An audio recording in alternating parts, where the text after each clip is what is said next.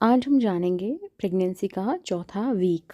Pregnancy के चौथे week में क्या क्या लक्षण होते हैं, क्या क्या शारीरिक बदलाव होते हैं और क्या आपको प्रिकॉशन रखना चाहिए। अगर आपको अभी तक पता नहीं चला है कि आप प्रेग्नेंट हैं या नहीं हैं तो देखिए, बट आप सिम्टम्स ऐसे होने लगते हैं जिससे आप थोड़ा सा सावधानी रख सकती हैं।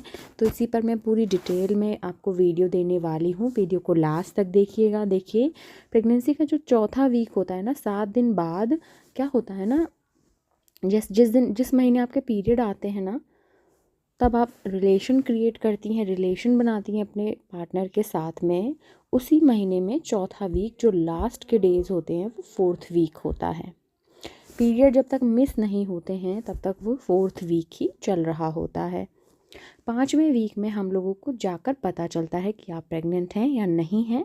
तो जो चौथा वीक है उसमें क्या होता है, जाइगोट यूट्रीन लाइनिंग के अंदर दाखिल हो जाता है, अंदर पहुंच जाता है।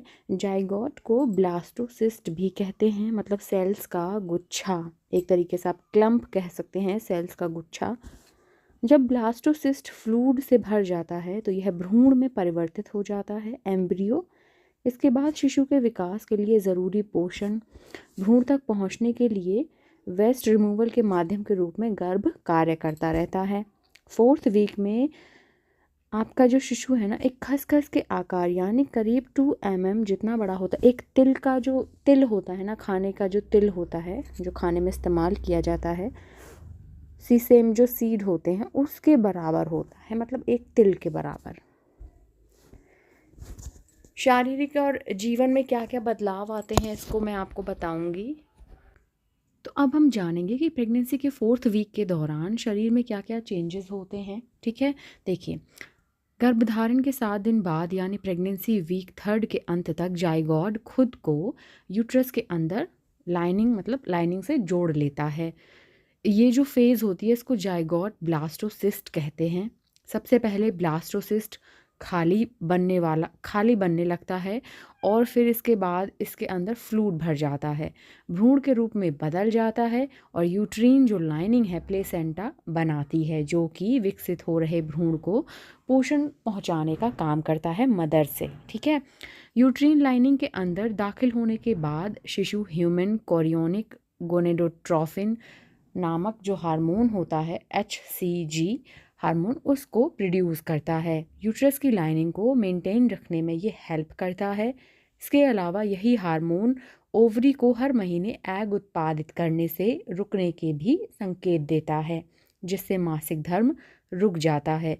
हालांकि कुछ महिलाओं को प्रेगनेंसी वीक 4 के दौरान भी क्रैमिंग मतलब क्रैम्पिंग दर्द हो सकते हैं, ब्लड के स्पॉट हो सकते हैं, जिससे महिलाएं अक्सर पीरियड समझने की भूल करती हैं, घबरा जाती हैं। तो घबराना नहीं है, अगर मामूली से स्पॉट आ रहे हैं तो वो इम्प्लांटेशन ब्लीडिंग हो सकती है।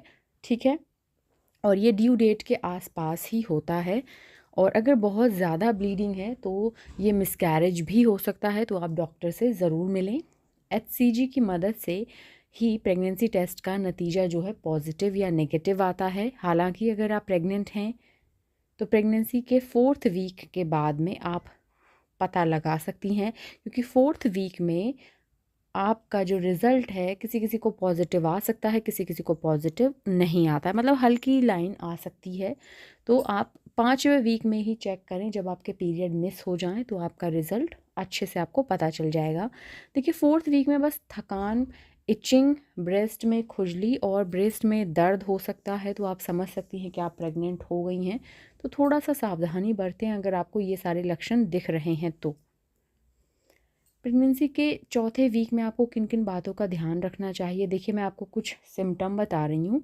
ब्रेस्ट में आपको दर्द और सूजन जैसा महसूस हो सकता है, छूने में आपको दर्द होगा, निपल्स में भी दर्द होगा, स्वेलिंग हो सकती है। ठीक है, ज़्यादा गंभीर स्वेलिंग नहीं होगी लेकिन आपको ऐसा लगेगा कि दर्द है। ओके, थकान, आपको बहुत ज़्यादा थकान हो जाएगी, आप थोड़ा थोड़ा काम भी करेंगे ना तो उसमें भी आपको थकावट फील होगी।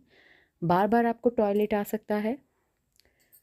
स्मेल आपको ज़्यादा आएगी, मतलब सेंसिटिव हो जाएगी आपकी नोज़ जो है, तो आपको बहुत ज़्यादा, जैसे दूर भी कोई स्मेल हो रही किसी चीज़, गंदी स्मेल है ना, तो वो भी आपको आ जाएगी। मतलब आपकी नाक बड़े अच्छे से काम करेगी, भूख नहीं लगेगी, भूख ज़्यादा भी लग सकती है आपको। दोनों तरीके की बातें हैं, खट्टी डकारें आ सकती हैं, उल्टी आ सकती हैं, ठीक है? तो ये सारे लक्षण होते हैं।